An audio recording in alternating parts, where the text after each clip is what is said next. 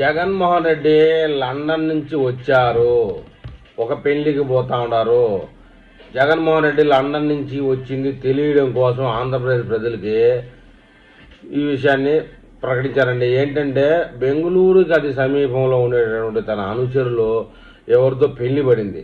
ఇంకా ఆంధ్రప్రదేశ్ వాసులకి నేను లండన్ నుంచి బెంగళూరుకి వచ్చానని తెలియాలి కాబట్టి ఈ యాత్ర పెట్టారని చెప్తున్నారు. సుదీర్ఘ విదేశీ విహారయాత్ర ముగించుకొని ఎట్టకేలకు జగన్మోహన్ రెడ్డి తిరిగి వచ్చాడు.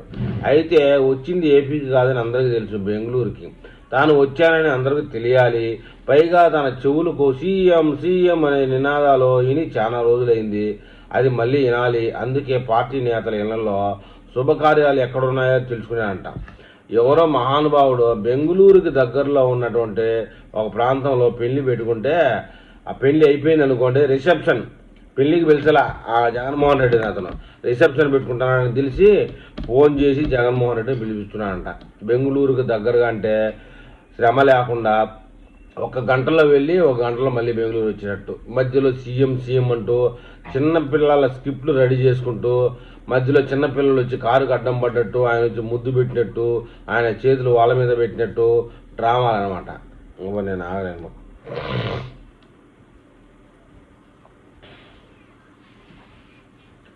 మొత్తం మీదైతే గంటలో వెళ్ళి వచ్చే ప్రాంతానికైతే ప్రచారం చేసుకుంటున్నారు. జగన్ రాజకీయం అయితే ఇప్పుడు పూర్తిగా డిజిటల్ మయమైపోయింది. గన్మ్యాన్ల కంటే ఫోటోగ్రాఫర్లే ఎక్కువ ఉంటున్నారు. క్షేత్రస్థాయిలో ప్రజల కష్టాలు పట్టించుకోవడం మానేసి తాడేపల్లి ప్యాలెస్లో బెంగళూరు రిజిస్ట్రేషన్ నుంచి ట్వీట్లు పెట్టడం, ఇదే పని ఆయన. ఈ డిజిటల్ ద్వారానే రాజకీయం చేస్తున్నాడు. ఇక ప్రజలకు ఎంత దూరం జరిగితే అంత మంచిదన్నట్లుగా ఆయన తీరుంది. ఇంకా రాబోయే 29లో ఎలాగో షట్టర్ మూసేయాలని పూర్తిగా నిర్ణయించుకున్నట్టున్నది. ప్రజలు కూడా ఆయన పంద ఆయనది, మనదే అన్నట్టు మెల్లగా ఆయన పట్టించుకోవడం మానేస్తున్నారు. జనాల్లో లేని నాయకుడిని కేవలం డిజిటల్ స్క్రీన్ల మీద చూసి మురిసిపోయే కాలం చెల్లిపోయిందని కేడర్లో కూడా లోపల గుసగుసలు పడుతున్నారు. ఏదైనా ఈవెంట్ జరిగినప్పుడు సాక్షిలో వచ్చే విజువల్ చూస్తే జాలీగా మానదు. ఎక్కడో ఒక చోట కొంతమంది పెయిడ్ వర్కర్లను పోగేసి వారితో గొంతు చించుకొని నినాదాలు చేయిస్తాడు, సీఎం సీఎం సీఎం అని. చిన్నపిల్లలు, ఓటు హక్కు లేని వాళ్ళని తీసుకొస్తే, చిన్నపిల్లల్ని తీసుకొస్తే కొంచెం సింపతి ఉంటుందని ఎవడో పేటీఎం బ్రోకర్ గారు చెప్పినట్టున్నదే అది ఫాలో అవుతున్నారు. ఆయన ఇలాంటి విషయంలోనే సంతృప్తి వెతుక్కుంటా ఉన్నారు. గ్రౌండ్ రియాలిటీకి మన యాక్సీలో వచ్చే గ్రాఫిక్స్ అసలు పొంతనే ఉండడం లేదు. సీఎం సీఎం అని అరుస్తారు, ఎదురుగా ఉండేవాళ్ళు మటుకు పెదిం కలపరు. అలా ఉన్నది స్క్రిప్ట్. పక్కాగా స్క్రిప్ట్ ప్రకారం సాగే ఈ షోలను చూసి జనం నవ్వుకుంటున్నారు.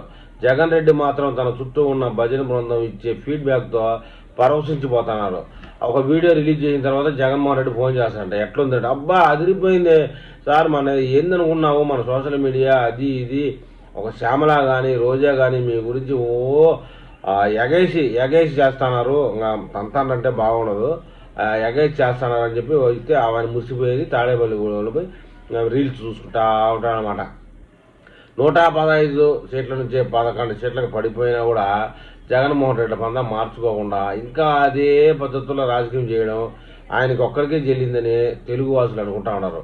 విహారయాత్రల ద్వారా విశ్రాంతి, ఆపై విదేశీ యాత్రలు, మధ్యలో ఇలాంటి తూతూ మంత్రం పర్యటనలు, ప్రజల మధ్య ఉండడం కంటే తనను తాను ఒక సెలబ్రిటీగా ఫీల్ అవుతూ రిసెప్షన్లలో మరవడం. రిసెప్షన్లు పెట్టుకున్న వాళ్ళు తృప్తి ఉండదు. పెళ్లి కూతురు ఎవరా, పెళ్లి కొడుకు ఎవరా, అసలు పెళ్లి ఉర్దలే.